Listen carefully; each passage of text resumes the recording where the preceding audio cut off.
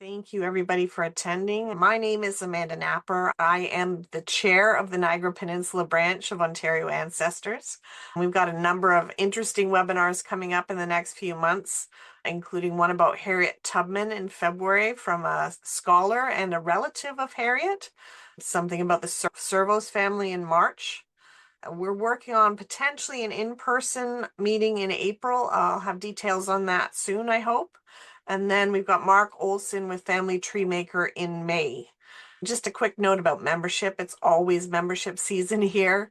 We appreciate support, and we'd love for you to support the Niagara branch.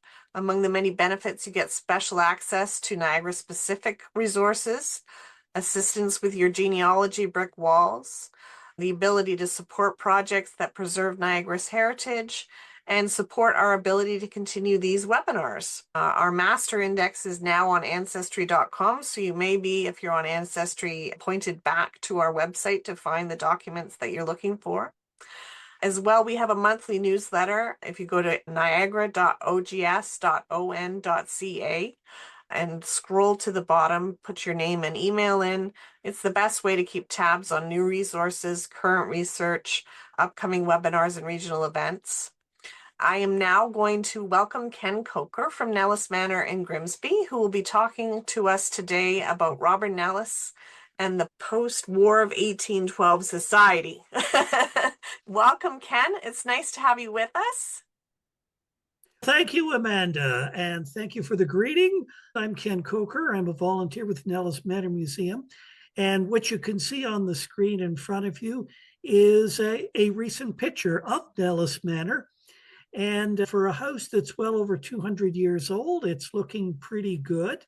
I'll go into a little more detail about some of the structures around it near the end of the presentation, but I'm going to get moving into what this presentation is really about, and that's Robert Nelles, the man who built this home along with the assistance of his wife and a construction team. I'm going to talk a little about the origins of the Nelles family themselves. I realize there could well be some people out there who already know a certain amount about them, may even be descendants possibly of the Nelles family. But this is just so that everybody gets a sense as to who they were. We're then going to talk about the return of peace to Upper Canada and to the 40 Mile Creek, where they were resident and where the house is located, today known as Grimsby. It's sad to say, but after the War of 1812 ended, there were some tough economic times, and particularly for those who had been living in the war zones, and particularly around the Niagara area, which was a war zone. And we're going to have to talk a little bit about what that meant for people. Robert Nelles also returned to the legislature after the war was over. He had served in it for 4 years prior to the war, but he returns to it actually just before the war ends. In the last year, he's back in it. And the final thing we'll talk about is the Nelles family as they pursue new opportunities post-war. They were not a family who stood still. They got going and did things. So just a basic background to introduce the family to those not familiar with them. The Nelles family were United Empire Loyalists, the generation we're looking at tonight, during the American Revolution. Father Hendrick and his eldest son, Robert, were veterans of the British Indian Department during the Revolution. And the good thing about this was that it qualified them to be eligible for free land grants in Upper Canada once they got there and the appropriate agreements were made with the Mississaugas of the Credit to acquire those lands. So we'll talk a bit about the lands that are acquired in the Haldimand Tract and the 40 Mile Creek area. Haldimand Tract, for those not familiar with it, these are lands that were located and are still located out in the Grand River Valley area. They were granted originally to the Six Nations of the Grand River.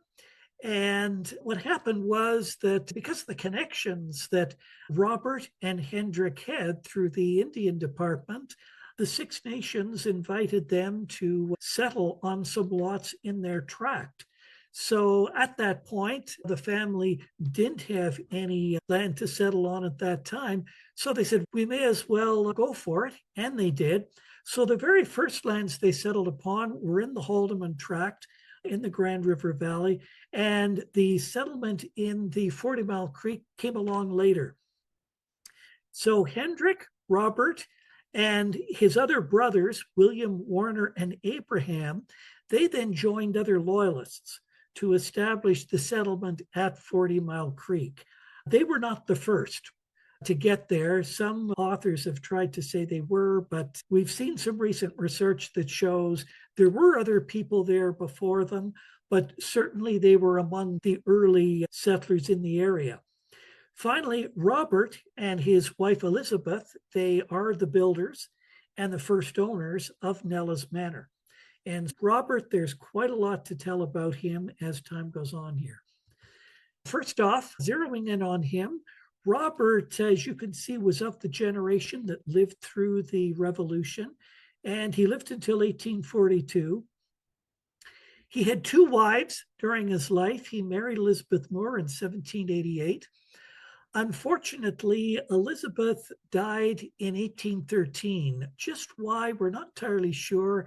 It appears to have been a disease of some sort. He subsequently married Maria Bingle, who was a widow at the time, and he married her in 1814.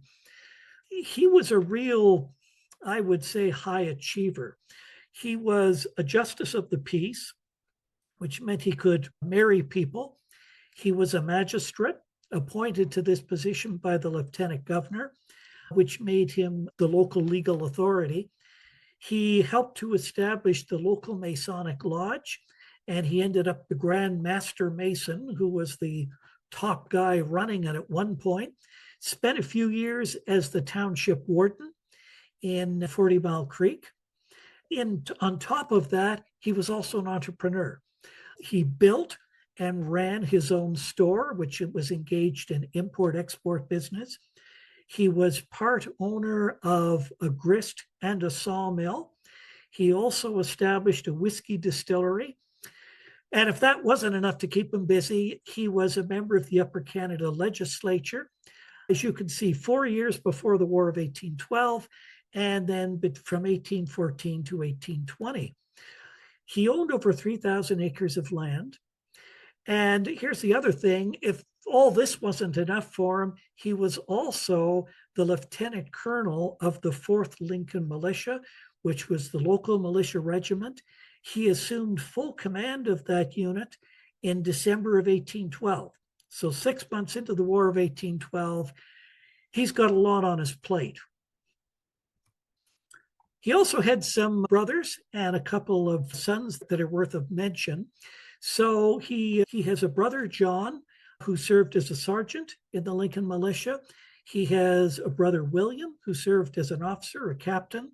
Abraham, he went to the furthest up the ranks as a major. And his one son, Henry, served as a captain in the 4th Lincoln. And all these gentlemen, all 5 of them, saw action during the War of 1812. Now, the war ends in 1815. The word got to Upper Canada in March of 1815.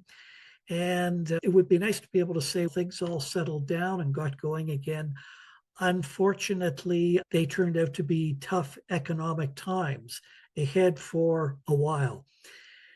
So what we see here is just an illustration. Here's a comparison of prices of agricultural produce. And what you'll see out of what's in this illustration is the hit that settler farmers took after the war ended in terms of the revenue that they could take in. You can see wheat, which is a real staple. Before the war, it's going for 8 shillings a bushel. After the war ended, you could only get 2 shillings a bushel. Take a look at corn, 5 pence per bushel before the war. You're only getting 2 pence a bushel after the war. And you can just go down the list there. You can see potatoes, 4 shillings a bushel before the war, 1 shilling a bushel, 3 pence is all you can get after the war. And I won't go through the rest of them. It's not a pretty picture. It's hard at that time to be a farmer producing agricultural produce. The revenue is not coming in the way you would like. Why was this? Because after the war, the British military rapidly downsized. People were being shipped out to Britain, to Europe. Soldiers were also given the choice of demobilizing in Upper Canada, receiving land grants. Many of them ended up in the Ottawa area. So they weren't even around here. So it's hard on the revenue side, and that wasn't the only challenge for people in the community. Because of the war and because of the fact that the Niagara area was one of the war zones, there was also losses that these people took as well. And of course, the famous one is in Niagara-on-the-Lake, where the town was burned to the ground and everybody lost their home. That fortunately did not happen at the 40 Mile Creek, but there were other losses nevertheless. So when you look down this list, here's Robert Nelles' claims at the end of the war. You can see he has lost farm animals. You can see he's lost tooling, a wagon. He's lost a horse. He's lost 8,000 feet of boards. 150 of his fence rails were burned. He lost 15 acres of meadow. He lost 10 acres of wheat. These are all things that you couldn't replace quickly, especially when your revenue base has been depleted as well. For comparison, here's his brother Abraham and the losses that he claimed for.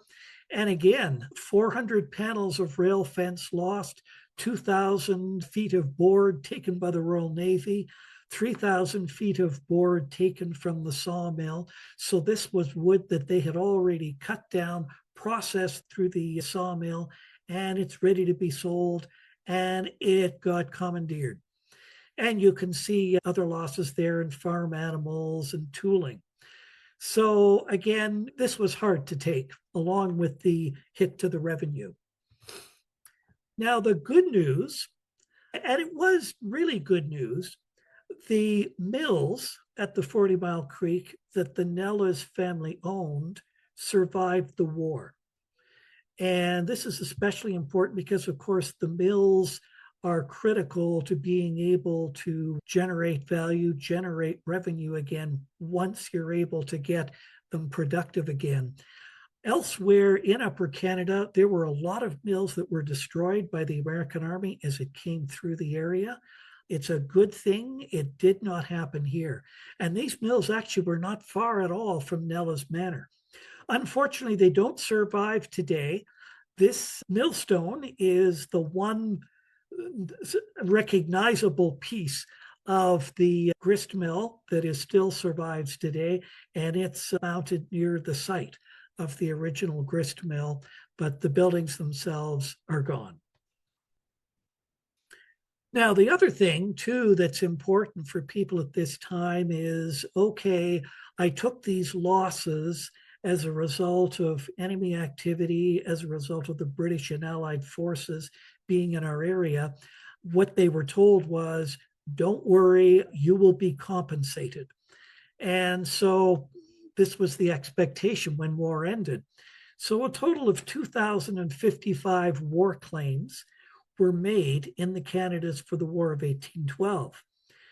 Now, you have to put this into context. This is the end of the Napoleonic Wars, and the British government is being, at this point, inundated with claims for compensation from people from various places, as well as military people who are claiming for pensions and disability. So it's a bureaucratic nightmare, and it's very expensive. And you can see that in the way some of the claims were being settled. In Upper Canada, a sum of £8,000 was issued in 1817 for pension expense. It wasn't enough, but it's what they could get. The provincial government got into something of a conflict with the British government because the home government began saying to them, this is expensive to meet all these claims. What kind of money can you, the provincial Upper Canada government, put forward for this? And the Upper Canada government had to say, look, we're a colonial government. We don't have a lot of money that we can contribute to this. We're depending on you, the home government, to be able to come up with really what's needed. So the home government did what they could. The provincial government did what they could. There were some more claims settled in 1823, many of them nowhere near what people claimed for. Pensions for 1812 veterans, in fact, were not finalized until 1875. So literally, there were people that served in that war and literally had died having not seen pension money coming to them at all. So it's not a good happy ending here in terms of the war claims and the pensions. They came slowly. People didn't get necessarily what they asked for, and in some cases, you can see nowhere near it. Now, Robert Nelles, he returned to the Legislative Assembly, and he returned in February of 1814, actually, while the war was still going on. He had to go back because the incumbent who had been in the job had deserted to the enemy in 1813. His name was Joseph Wilcox, a name some of you may well be familiar with. He was a traitor. And because the war was on, the government in Upper Canada made the decision to appoint someone to fill the position. And Robert Nelles was detailed as the person to do it. And remember, he's the commanding officer of the Lincoln Militia at this time, and he's in the middle of a war, and he's got enough to worry about. Now he's got this as well. But he took it on. And he served in the role through to July of 1816, when a formal election was held. Interestingly enough, his brother Abraham was made the returning officer. I don't think you'd see that today, but it seemed to be okay then. Nevertheless, Robert did very well. As you can see, he got 101 votes. His competitor, Dr. Sumner, got 35. It seems like a lot of people felt that they still wanted Robert Nelles on the job. This is just a map showing the riding that Robert Nelles was responsible for. Townships of Grimsby, Clinton, Caister, and Gainsborough. Now, we come to June 4th of 1818, and it was decided to hold a victory ball at Nelles Manor to celebrate victory in the War of 1812. Now, you're probably wondering, why did they wait so long? And one of the reasons is that there was a concern about trying to get everyone back on their feet with the hits to their revenue, the difficulties trying to replace all that they had lost during the war. It seems that it wasn't until 1818 that the feeling was, we've got the situation stabilized and it looks like we've got peace for now. So the decision was made by Robert Nelles to send out an order to the 4th Lincoln Regiment to parade that day in their full kit, and that they were going to receive their first ever regimental colors. The regiment had not had these during the War of 1812. And I'll show you what those are in just a moment. But first, we're just going to take a look at this slide here, which shows you a speech that was made that very day by Elizabeth Nelles, who was Robert's daughter. She was the one who presented the colors to the regiment. And I'll just let you take a moment and just read through what's on this slide and note the message that's in it.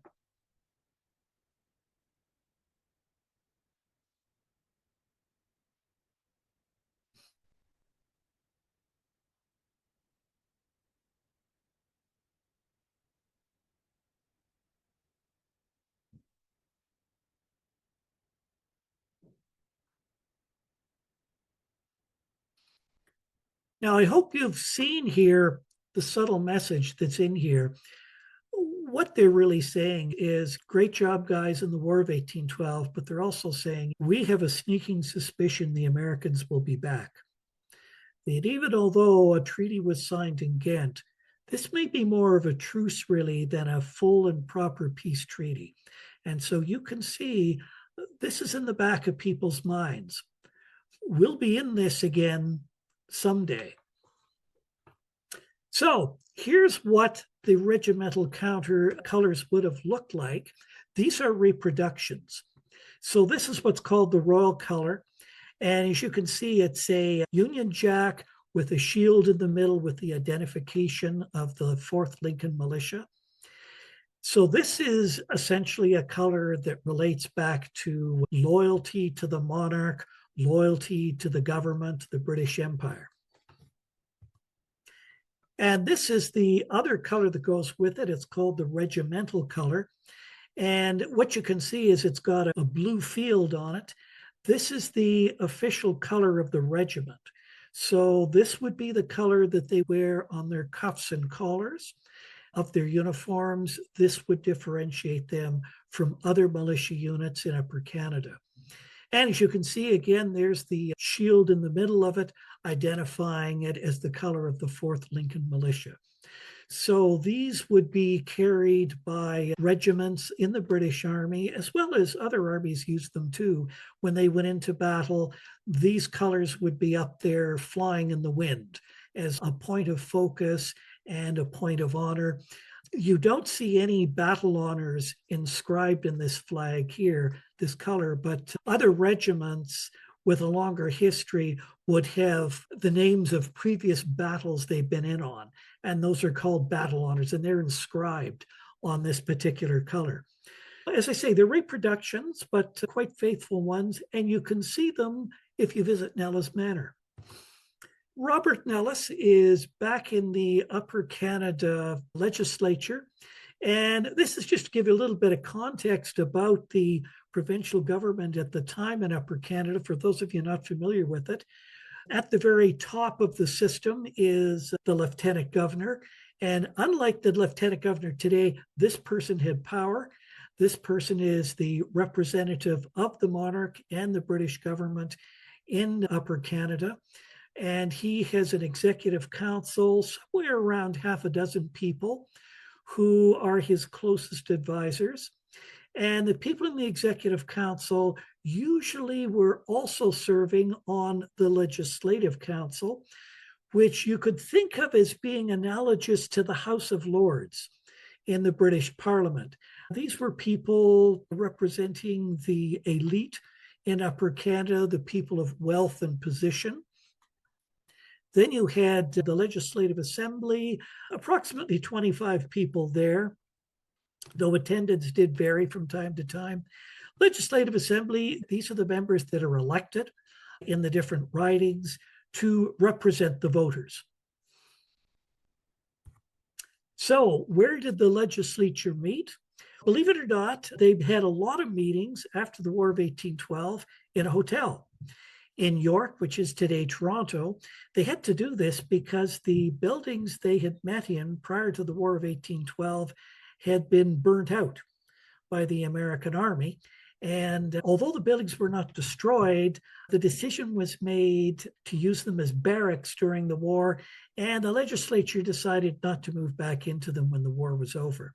So they met either here in Jordan's Hotel, or they also met in some private homes, sometimes if they had to. This is the building they moved into later in 1820, a little more imposing building. So Robert Nelles would have known the previous building. He would have been familiar with this building as well. This building, unfortunately, did not have a long history. It was burnt out itself in 1824, and they decided to demolish it. But again, a building Robert Nelles would have recognized and probably spent some time in. So what I have here is a list of legislative achievements that Robert accomplished while he was in the Upper Canada Legislature. This is not all he did. He did a lot more. He was involved in a lot more things, but we don't have time to talk about them all. So I've just picked out a few that seem to give you an idea what kind of a role and leadership profile he had in the legislature. So I'm going to cover each of these with a slide each. So first of all, common schools. This was one of the first that he tackled back in 1816. And the issue in those days was there was no common governance for these common or public schools, as we would call them today in Upper Canada. Different communities simply organized their own schools. If they had a vacated cabin, they would locate the school in there. Sometimes it might have to be done in someone's home. They would hire their own teachers. The teacher pretty much set the curriculum with some commentary from maybe some of the citizenry, but it was very fragmented across the province. So this piece of legislation was intended to give an overall governance and to provide some order now to how schooling would be done in the province. So this was brought down in 1816. What the legislation did was it set boards of education to be established for each district in the province. It established the position of school trustee, who would select teachers, and notice the italics, who must be British. Teachers would be paid for the first time out of the public purse, so a budget of £6,000 was voted to pay teacher salaries. Robert Nelles chaired the committee that produced this bill. It subsequently went to the Assembly. It was passed without dissent. It then went right up the line through the Legislative Council. They signed off on it. The Lieutenant Governor signed off on it, and it went into effect. So an early success. Another achievement for Robert was that in 1817, more territory had been purchased from the Mississaugas for what became Wentworth and Halton counties. So a bill was established to set up the representation in the legislature for these new counties. It was carried without dissent, fairly straightforward, and Robert Nelles then was detailed as the person to present it to the Legislative Council for their approval. And I include this because this is a trend you'll see, that once the Legislative Assembly approves a bill, someone now has to take it and present it to the Legislative Council, do the explanation on it, and deal with any pushback that is going to come from them about it. So this is Halton County as it currently looks today. But at the time that that the legislation went through for, it was much bigger. In those days, it included the area that you see, the yellow, that's often the northwest area. It included the areas also in the green, the Flamborough area. And Halton County actually extended way out to Kitchener-Waterloo. It included the area of modern-day Guelph. There was even a bit of the Grand River Valley included in it. But through various reorganizations, it ended up being in the form today. And here's Wentworth County, where Hamilton, Dundas are located. You can see where that was. So the next one that came up, and this was something of a confrontation, was an issue to do with money bills. Now, what this related to was any kind of law, legislation that is being proposed, which is going to involve public expenditures, and most likely will involve invoking taxation. And the Legislative Assembly said, our position on these bills is that we hold the final authority on these. We have the right to amend, we have the right to veto. The Legislative Council does not have that, and they reinforce this by saying, this is the tradition in the British Parliament as well. The House of Commons has full jurisdiction over money bills, particularly that will lead to taxation. The House of Lords cannot interfere with these. The Legislative Council said, no, we disagree.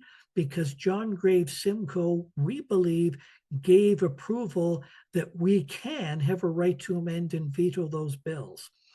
So guess who was chosen to chair a committee of the whole to respond to the council's position and go back and forth with them to reach a solution? Of course, it's Robert. And he did this, and he and his committee went back and forth with them, and a resolution was reached 8 months later, which confirmed the position the Legislative Assembly had taken. Now, another bill that was actually quite important too was a bill to survey the St. Lawrence River. Robert Nelles, being in the import-export business, was quite familiar with the issues of shipping stuff up and down the St. Lawrence River. And something a lot of people aren't aware of, in the couple hundred of years before this time that ships have been going up and down the St. Lawrence, the river between Quebec and Montreal had never been charted. There were no marine charts of the river in those areas. So as a mariner, as you went up and down there, you had to stick to one channel because nobody knew what was in the other channels.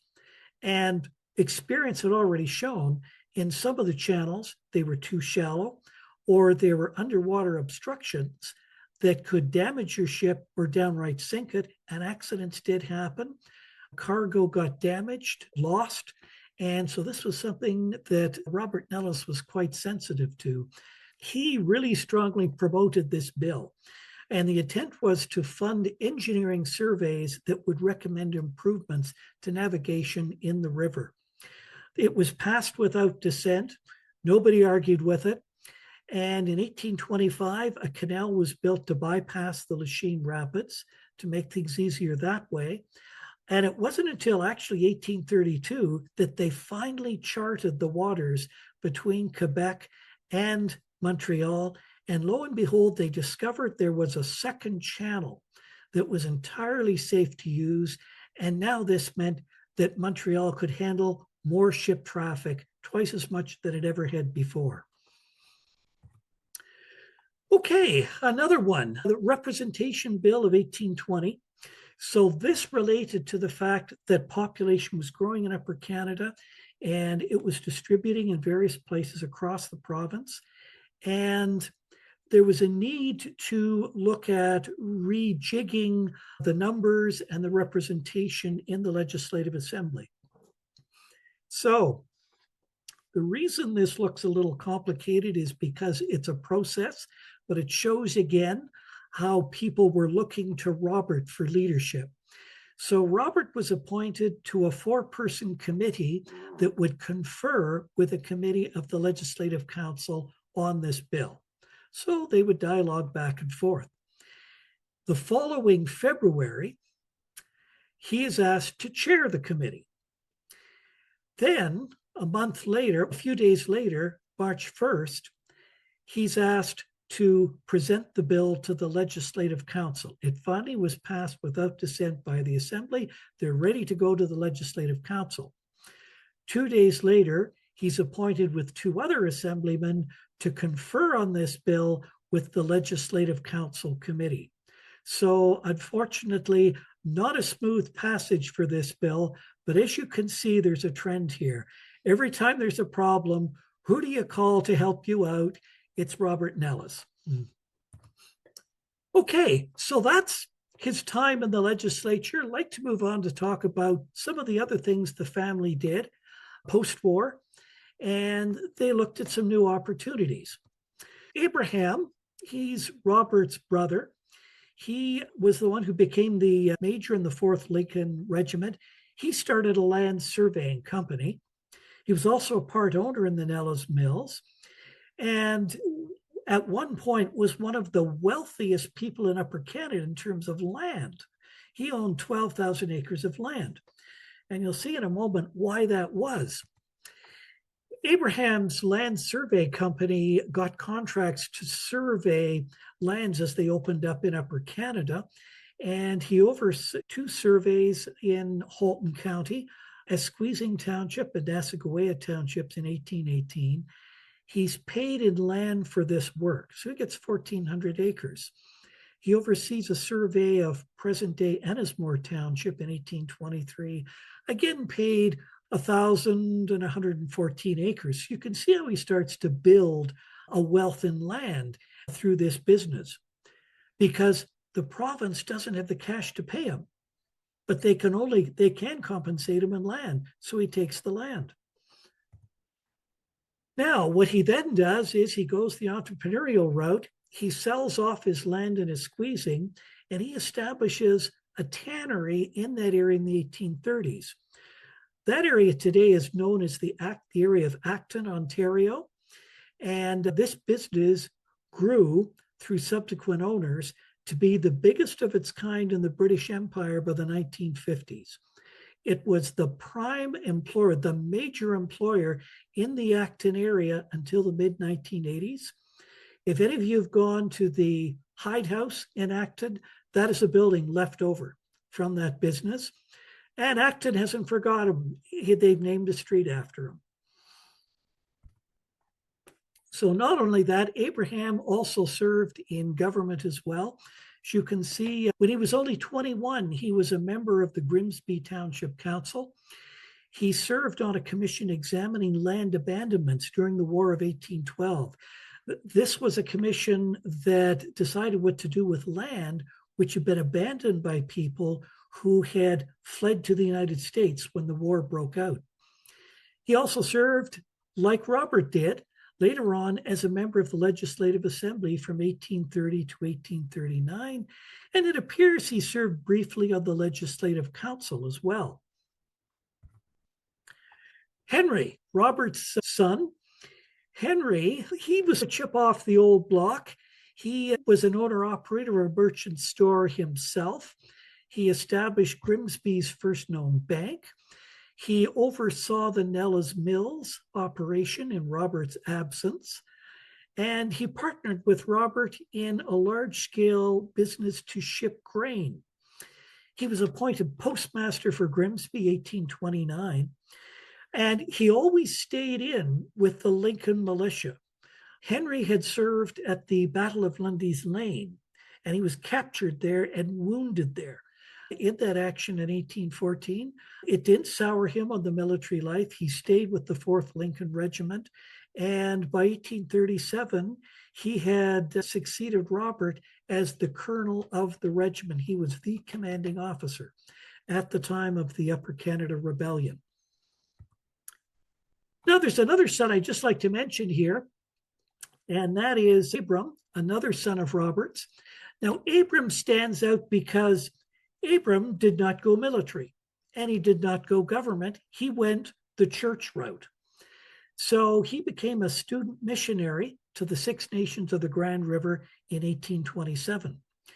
He was granted 50 acres of land by the Six Nations to set up a homestead. He studied Iroquoian dialects for 2 years. At the same time, he also was studying for holy orders at York, which he received a degree in 1829. He was made rector of the Mohawk Chapel and principal of the Mohawk Institute School in 1837. The school had started out as a day school, and of course, this is a school for First Nations children.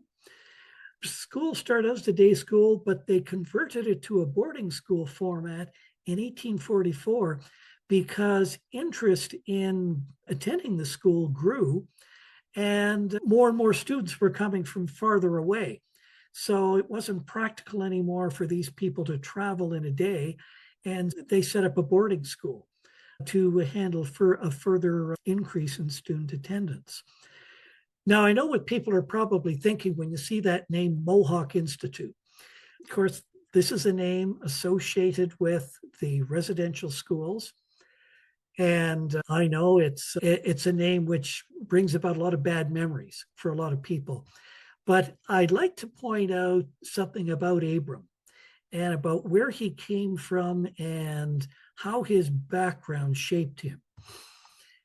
Take a moment and read these observations from someone who was a firsthand observer of Abram in action. Just take a moment here and read these through.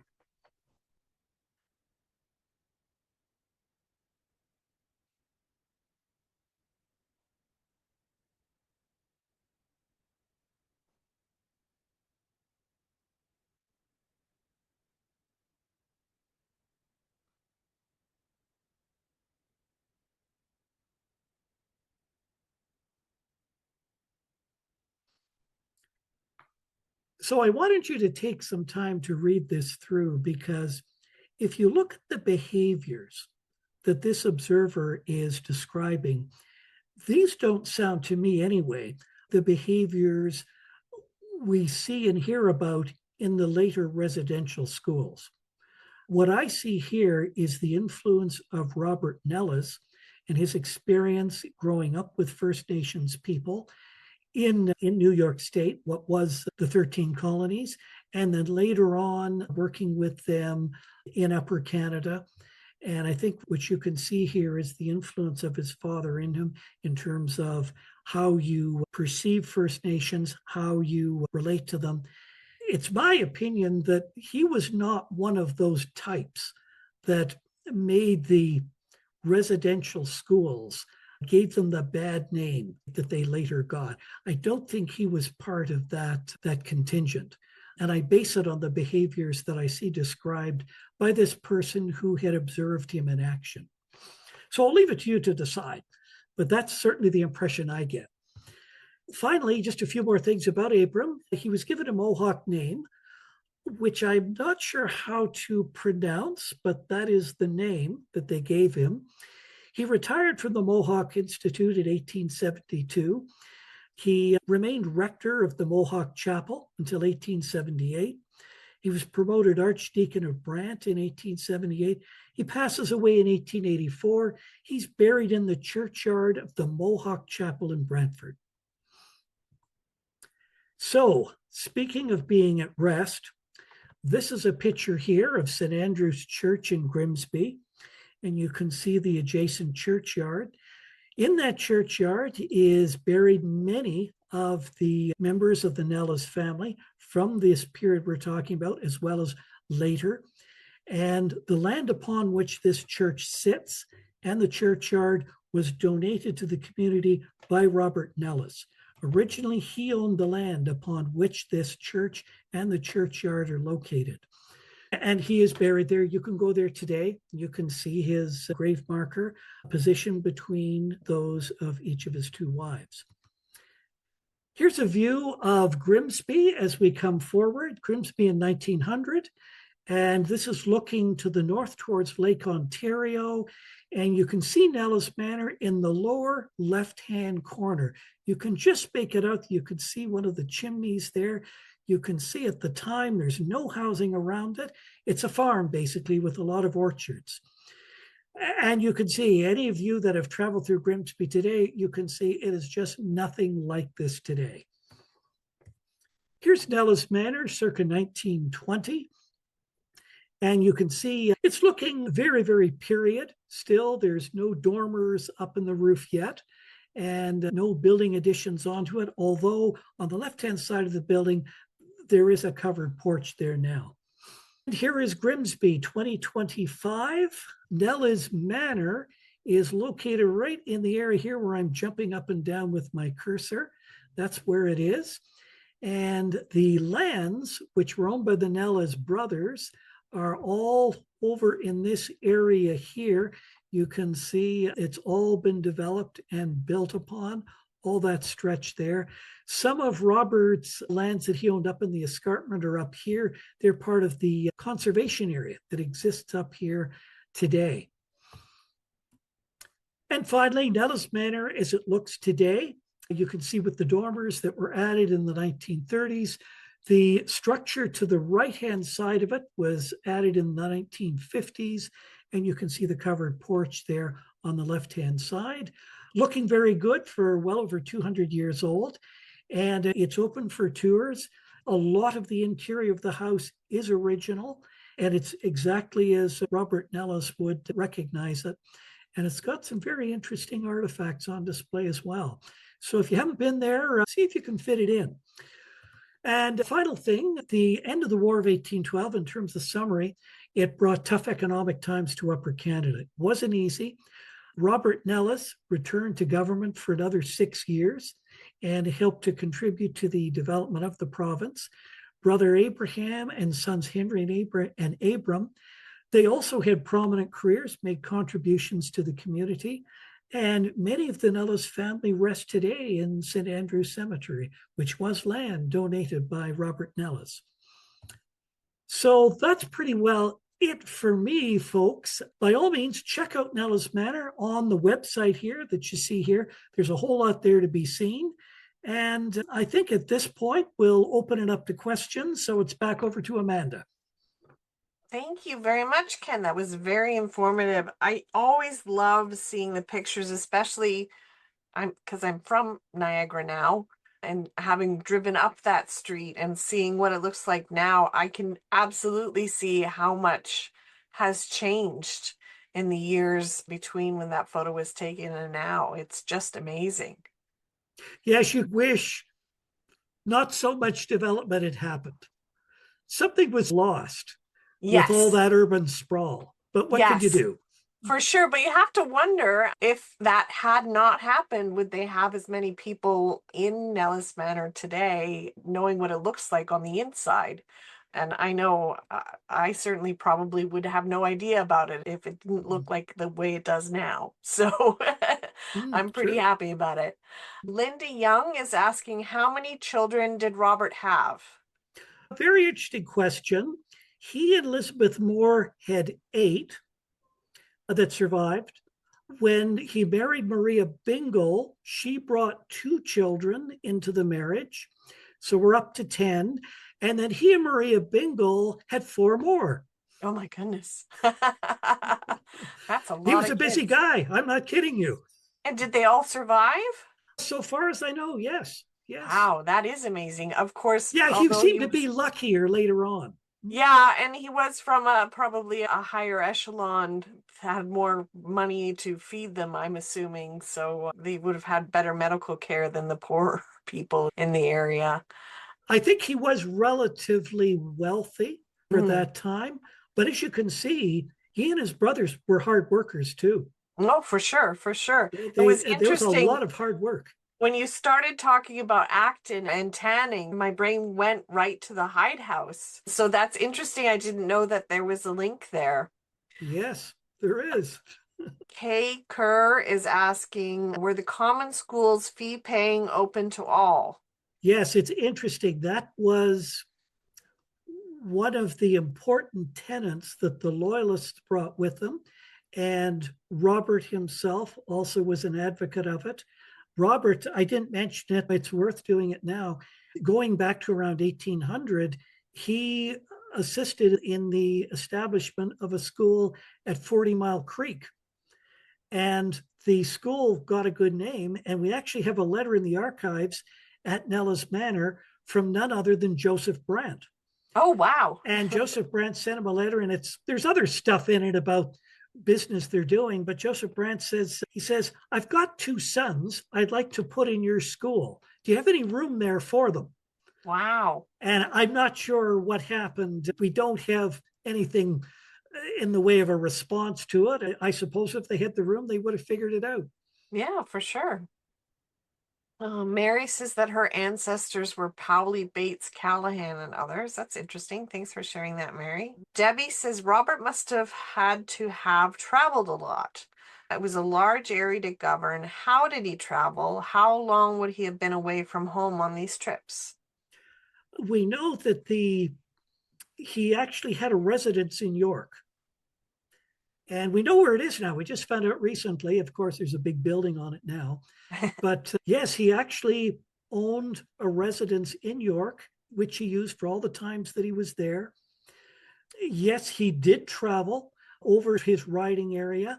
We know that during the war, he traveled quite a lot as well around the back and forth along the Niagara Peninsula. We know that he was in the Hamilton area around the time of the Battle of Stony Creek. And basically, he's getting around on horseback. We know he owned a carriage. I don't know that he would use the carriage unless there was a practical reason to do. Probably horseback was quicker. He probably got across the lake using the boat traffic, because they did build a pier at the mouth of the 40 Mile Creek. That was one of their early objectives. I think probably he was getting back and forth using that. And that I'm assuming it would take a couple days, probably back and forth. Yes, yes. Yeah. And as a matter of fact, he also, because some of the family were still living in the Grand River area, they actually beat out of the forest a road that went from 40 Mile Creek to the Grand River Valley and the lots where the other members of the family were located. Oh, So initially, I would say it would have to be on horseback, because you couldn't use some of those roads until they were widened with a carriage. yes, that's true. Yeah. Heather says her ancestors were Rachel and Thomas Runchie, who had three children in Grimsby. It looks like Thomas died in 1826, but she hasn't been able to find a grave. It would have been assumed to have been at St. Andrew. Is it possible he was buried in an unmarked grave due to poverty? I would say, Heather, yes, it is possible, but another possibility is that the grave just no longer exists, that if there was a stone there, that it's been knocked over or that it's sunk into the ground. I have relatives where that's happened and their grave has just disappeared over the years. And given it's been almost 200 years now, that's probably quite likely. Do you have anything to say about that, Ken? Yes, it reminds me of a discussion we had about Robert's gravestone just this summer, that the material that they made the gravestones out of, I believe it was limestone, it doesn't weather very well. And what's happened is the stone originally stood vertical, but it's now lying flat because I guess it got weak. And so they decided to lay it down. And the trouble is then that atmospheric pollutants then come down on it in the rain, Yep. and the stone is deteriorating. And we talked about, gee, maybe something should be done about this. And no one's decided just yet. But yes, and you'll see it in some of the old graveyards. The limestone tombstones, in some cases, you can't even read them anymore. Or as you say, they've fallen into the ground, they've sunk. In some cases, they've been removed and they've been used for something. We don't know what, or they've been taken away. Yeah, not everybody was a good respecter of graves over the years and their markers. No, for sure. It's interesting because another relative had posted an image of my great grandmother at her mother's grave.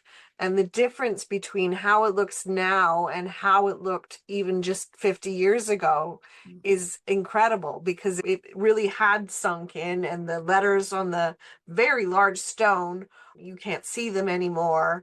So certainly, if that can happen in 50 years, that can certainly happen in 200 years, that maybe there is a stone, but you can't even read it anymore. Yeah. Yeah. Alistair is asking, is there any information on Robert's sister Anne Nellis held at the museum? You know what? I'd have to pass that over to Kate Pyatt, who is our curator at the museum. I don't know. Kate has got in her store, she's got quite a lot of family letters and family documentation. I haven't seen anything on Anne. She did marry. I know that much. And unfortunately, I don't know much more about her. But what I would suggest is certainly try contacting Kate Pyatt at Nelles Manor and see if Kate's got something hidden in her stash. Thanks, Alistair. Kay is asking again, would he have sailed to York? Most likely, we know we know that he went back and forth from it, and that would be the quickest way to go. Admittedly, it would depend on weather, because sometimes when you were depending on a sailing ship, they couldn't get out of leave the pier sometimes for a few days because the weather wasn't right, or they were concerned about storms and that sort of thing. And particularly when you got into the fall, mariners on the Great Lakes got very nervous about Yes. taking their vessels out across the lake because storms could come up at very short notice.